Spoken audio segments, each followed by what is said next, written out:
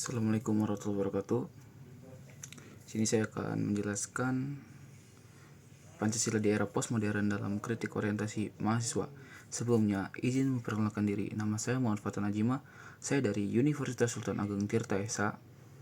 Saya dari Prodi Pendidikan Sejarah. Oke, sebelumnya sini apa sih menurut kalian Pancasila itu? Pancasila bisa disebut ideologi negara, dasar negara.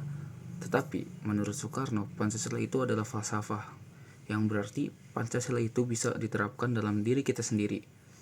Falsafah menurut Soekarno itu pandangan dalam diri kita sendiri, bagaimana kita berperilaku menurut KBBI, falsafah adalah nilai luhur atau batin diri bangsa.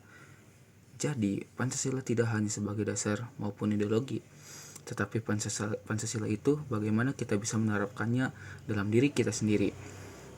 Oke, dan setelah itu saya akan bahas Pancasila.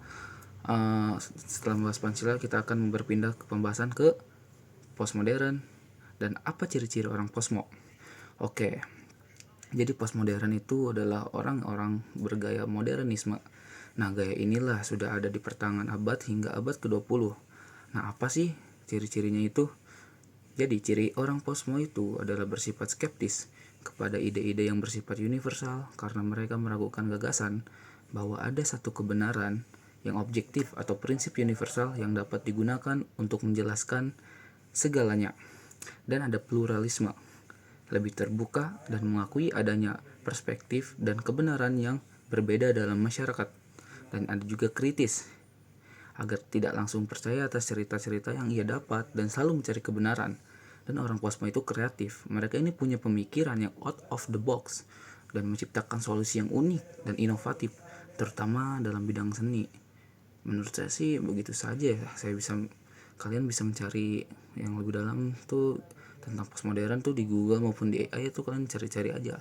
Atau mengetahui lebih dalam cari buku-bukunya, bisa jadi. Ya, orang-orang posmo tuh tidak pada abad pertengahan juga sih. Bisa aja dari diri orang lain tuh masih ada orang-orang posmo tuh. Sampai sekarang tuh orang-orang posmo pasti ada. Di sekitaran kalian juga pasti ada, oke? Jadi segitu saja dari saya. Terima kasih. Wassalamualaikum warahmatullahi wabarakatuh.